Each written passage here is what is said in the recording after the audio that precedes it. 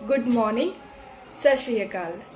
मैं श्री आनंद आप सभी का स्वागत करती हूँ अपने इस नए यूट्यूब चैनल पे जिसका नाम है आनंद अकेडमी। तो आज की इस वीडियो में हम डिस्कस करने जा रहे हैं about the introduction of president and features of presidential government.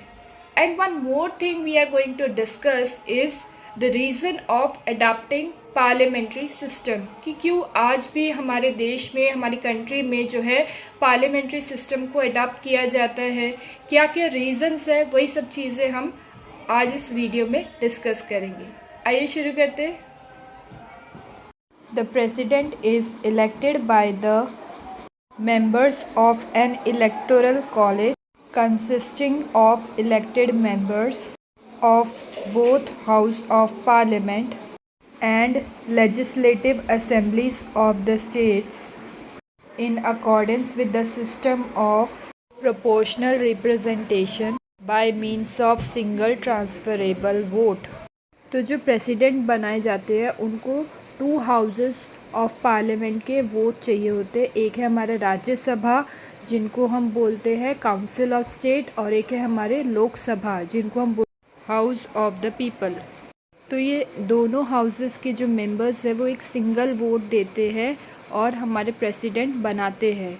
और इसमें जो इन्वॉल्वमेंट है सबसे ज़्यादा हमारे प्राइम मिनिस्टर का होता है। वो डिसाइड करते हैं कि किनको प्रेसिडेंट बनाना चाहिए और किनको नहीं। और rest of the members of the parliament also have the right to give a single transferable vote for this post. अब जैसे कि आप लोग ने न्यूज़ में भी देखा होगा, हमारे नए राष्ट्रपति जो बनी है Shrimati Draupadi Murmu. She became a president of India on 1 Feb 2024।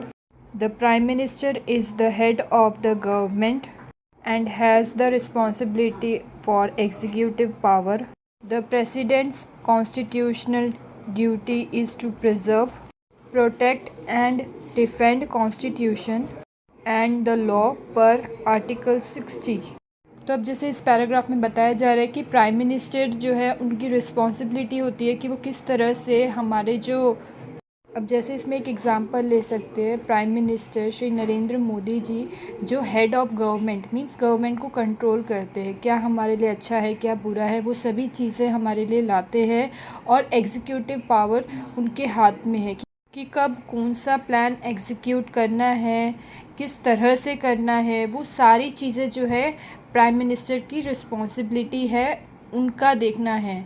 For example अभी वो यूनिफॉर्म सिविल कोड लाने वाले हैं, तो उसका क्या रीज़न है, कब वो इम्प्लीमेंट करना चाहिए और वो हमारी पब्लिक को कहाँ तक बेनिफिट देगा, तो ये सारे डिसीजन जो है वो प्राइम मिनिस्टर लेते हैं। Now the next is president. अब इसमें भी एक एग्ज़ाम्पल हम ले सकते हैं, जैसे हमारे प्रेसिडेंट है डॉक्टर द्रौपदी मुर्मू। तो उनकी ये रिस्पॉन्सिबिलिटी है कि वो किस तरह से हमारे कॉन्स्टिट्यूशन को प्रिजर्व करेगी, सेव करेगी, किस तरह से उसको प्रोटेक्ट करेगी एंड किस तरह से डिफेंड करेगी, हमारे कॉन्स्टिट्यूशन में बनाए हर एक रूल्स को किस तरह से डिफेंड करेंगी। तो ये सारी चीज़ों को हमारे प्रेसिडेंट देखते हैं under article 60। Now the next topic is features of presidential government. हालांकि लास्ट वीडियो में मैंने ऑलरेडी पार्लियामेंट्री गवर्नमेंट के बारे में डिस्कस किया हुआ है, आप जाके मेरे यूट्यूब चैनल पे वो वीडियो देख सकते हैं। उसी के बाद आपको ये वीडियो और ज़्यादा डिटेल में समझ में आएगा। आइए शुरू करते हैं features of presidential government. The presidential government is also known as non-responsible or non-parliamentary or fixed executive system of government and is prevalent in USA, Brazil, Russia, Sri Lanka among others। जो हमारी head of the government है उसमें कुछ elected members होते हैं जो vote करके एक मेंबर को हेड ऑफ़ द गवर्नमेंट बनाते हैं, जिसको हम बोलते हैं प्रेसिडेंशियल गवर्नमेंट। जो कुछ कंट्रीज़ मैंने आपको बताई है वहाँ पे ये प्रेसिडेंशियल सिस्टम जो है चलता है। जैसे कि कुछ कंट्रीज़, जैसे कि मैं आपको बताऊँ USA, ब्राज़ील, रशिया, श्रीलंका, ये कुछ ऐसी कंट्रीज़ है जहाँ प्रेसिडेंशियल गवर्नमेंट फॉर्म की जाती है। तो इसमें अगर वो कोई भी तरह के डिसीजंस ले रहे हैं अपने कंट्री के लोगों के लिए, उनके अच्छे के लिए, और बुरे के लिए भी अगर, तो उसके लिए वो नॉन रिस्पॉन्सिबल होते हैं, नॉन पार्लियामेंट्री है और एक ये फिक्स्ड एग्जीक्यूटिव सिस्टम है। इसमें कोई भी तरह का चेंजेस नहीं हो सकता है। एक बार जो रूल पार्लियामेंट्री गवर्नमेंट से पास हो गया है तो वो हर एक सिटीज़न को, उस कंट्री के सिटीज़न को फॉलो करना पड़ेगा। For example we can see the image of USA people, कि यूएसए में जब डोनाल्ड ट्रम्प जो वहाँ के प्रेसिडेंट गवर्नमेंट बने थे, तो जो भी रूल्स एंड रेगुलेशन वो वहाँ पे पास ऑन कर रहे थे वो वहाँ के सिटीजन्स को सबको फॉलो करना पड़ रहा था। तो ये कुछ एग्जांपल हम ले सकते हैं। Unlike the Indian constitution, the American constitution provides for the presidential form of government. The features of the American presidential system of government are as follows. तो जैसे कि इस इमेज में हम देख पा रहे हैं कि किस तरह से अमेरिका जो कंट्री है उसके अंदर presidential form of government form की जाती है। जैसे कि इमेज में हमने देखा ऑलरेडी डोनाल्ड ट्रम्प को, तो उसमें क्या होता है, अलग अलग फीचर्स जिसके बारे में हम डिस्कस करेंगे कि क्या रूल्स उधर बनाए जाते हैं, किस तरह से उधर सिस्टम वर्क करता है, कौन होता है हेड ऑफ़ द गवर्नमेंट और क्या क्या रूल्स एंड रेगुलेशंस वो बनाते हैं किस तरह के, और किस तरह से सिटीजन्स जो है उसको इम्प्लीमेंट करते हैं। तो इन्हीं के ऊपर कुछ फीचर्स है जो हम डिस्कस करेंगे अपने वीडियो में। The first is the American president is both the head of the state and the head of the government. As the head of the state, he occupies a ceremonial position. As the head of the government, he leads the executive organ of the government. तो जैसे हमारे India में prime minister is considered as a head of the government और बाकी सारी जो चीज़ें constitutional से रिलेटेड वो प्रेसिडेंट के कंट्रोल में होती है। बट अमेरिका में क्या होता है, ओवरऑल जो कंट्रोल होता है चीज़ों के ऊपर, स्टेट वाइज भी और सेंट्रल वाइज भी, वो पूरा कंट्रोल जो है प्रेसिडेंट के ऊपर होता है और पूरी तरह से उसको कंट्रोल की जाती है बाय द अमेरिकन प्रेसिडेंट, इसलिए उसको हेड ऑफ़ द गवर्नमेंट कहा जाता है। Then the next is the president is elected by an electoral college for a fixed tenure of 4 years. तो इस पॉइंट में ये बताया जा रहा है कि वो रैंडमली स्टेट में से, यूनियन टेरिटरी में से, असेंबली में से, पार्लियामेंट में से कुछ मेंबर्स को रैंडमली कलेक्ट करते हैं और उनसे वोट अपील कराते हैं और इस तरह से वो प्रेसिडेंट का चुनाव करके प्रेसिडेंट बनते हैं। फॉर मिनिमम 4 years तक के लिए वो प्रेसिडेंट कहलाते हैं एंड आफ्टर 4 years वापस से इलेक्शन होता है, वापस से एक न्यू प्रेसिडेंट जो है बनाए जाते हैं। Then point number 3, the president governs with the help of a cabinet or a smaller body called kitchen cabinet. It is only an advisory body and consists of non-elected departmental secretary. अब जैसे कि इस point में ये बताया जा रहा है कि प्रेसिडेंट को जो भी इलेक्टेड, जो भी वोट्स दिए जाते हैं वो या तो कैबिनेट मेंबर होता है, ये मीन्स सिस्टम का कोई छोटा मोटा पर्सन, या फिर वो होता है kitchen cabinet. Kitchen cabinet means like जो प्रेसिडेंट बनना चाहता है उसी का एक कोई दोस्त हो, कोई रिलेटिव हो, कोई आपस में कोई क्लोज़ फ्रेंड हो जो उसी को वोट दे और उसको जिताए और बनाए एक प्रेसिडेंट, तो इसको बोलते हैं किचन कैबिनेट। तो ये पूरी तरह से एडवाइजरी बॉडी कंसिस्ट करते हैं, मींस ये नॉन इलेक्टेड पार्ट हमारे पार्लियामेंट का या इलेक्शन का कोई पार्ट नहीं होते, बट रैंडमली इनको बुलाया जाता है, ये वोट करते हैं और इजीली जो है प्रेसिडेंट का चुनाव जीत जाते हैं। और पूरी तरह से ये कंट्रोल जो है वो मेंबर्स के ऊपर भी होता है जो अंदर सिस्टम में काम करते हैं। वो चाहे तो इन पर्सन्स को निकाल भी सकते हैं, चाहे इनका वोट जो है कलेक्ट कर भी सकते हैं, तो वो डिपेंड करता है। बट इस तरह से इजीली जो है प्रेसिडेंट का चुनाव हो जाता है। Then point number 4, the president and his secretaries are not responsible to the Congress for their acts. तो जैसे इस पॉइंट में ये बताया जा रहा है कि जो प्रेसिडेंट है उनके पास एग्जीक्यूटिव पावर है, अथॉरिटी है और एडमिनिस्ट्रेशन से रिलेटेड जो भी डिसीजन है वो सारे उन्हीं के कंट्रोल में है, तो उनको किसी भी चीज़ के लिए रिस्पॉन्सिबल नहीं कहलाया जा सकता और ना ही वो किसी कांग्रेस पार्टी या कोई भी पार्टी के साथ इन्वॉल्व है, ना कोई उनकी मेंबरशिप में उनका कोई इंटरेस्ट है, तो उनको किसी भी चीज़ के लिए रिस्पॉन्सिबल नहीं ठहराया जाएगा। ना ही वो किसी भी कांग्रेस पार्टी के सेशन में इन्वॉल्व है या उनका सेशन अटेंड कर रहे हैं या हर चीज़ों की इन्फॉर्मेशन है, तो उससे रिलेटेड भी किसी भी चीज़ के लिए वो रिस्पॉन्सिबल नहीं कहलाएंगे।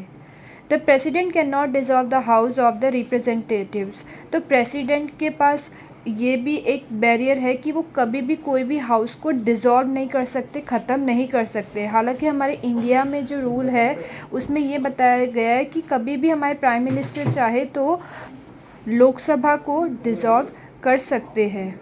हालांकि जो यूएसए में बात हो रही है तो वो किसी भी रिप्रेजेंटेटिव मींस हाउस के किसी भी रिप्रेजेंटेटिव एरिया को वो डिज़ोल्व नहीं कर सकते। जैसे example the lower house of Congress.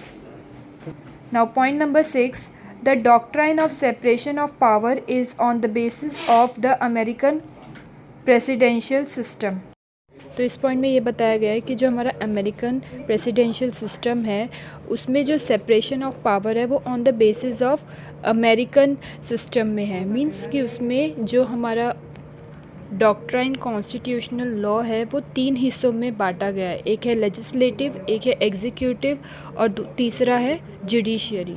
तो इन तीनों भागों में डिवाइड किया है पावर्स को और उसके अकॉर्डिंग ही जो है डिसीजंस लिए जाते हैं। और इसी तरह से 3 independent organs of the government form किए जाते हैं जो डिसीजंस लेने में हेल्पफुल होते हैं। Now the next topic is reasons for adopting parliamentary system. Point number 1 is familiarity with the system, कि हम किसी भी सिस्टम में जब काम करते हैं तो उनके साथ फैमिलियर होना बहुत ज़रूरी है ताकि हम अच्छे से स्मूथली सिस्टम को रन कर पाए और अच्छे डिसीजंस ले पाए। और ये पार्लियामेंट्री सिस्टम तब लाया गया था जब ब्रिटिश जो थे हमारी कंट्री में रूल कर रहे थे।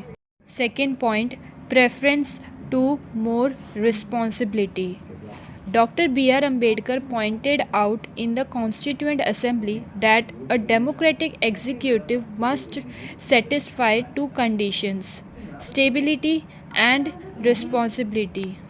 जो हमारे डॉक्टर B.R. अम्बेडकर है उनका ये कहना है कि हमारा जो कॉन्स्टिट्यूएंट असेंबली है इज़ अ डेमोक्रेटिक एग्जीक्यूटिव, ये सेटिस्फाई करना चाहिए दोनों चीज़ों को। कौन सी 2 कंडीशन को सेटिस्फाई करना चाहिए? या तो स्टेबिलिटी एंड रिस्पॉन्सिबिलिटी, कि जो भी सिस्टम को आप चला रहे हो वो स्टेबल रहना चाहिए, एंड रिस्पॉन्सिबिलिटी कि कोई भी अगर रूल्स एंड रेगुलेशन या डिसीजन आप ले रहे हो तो उसके लिए आप एक रिस्पॉन्सिबिलिटी लो और उसको पूरा करो।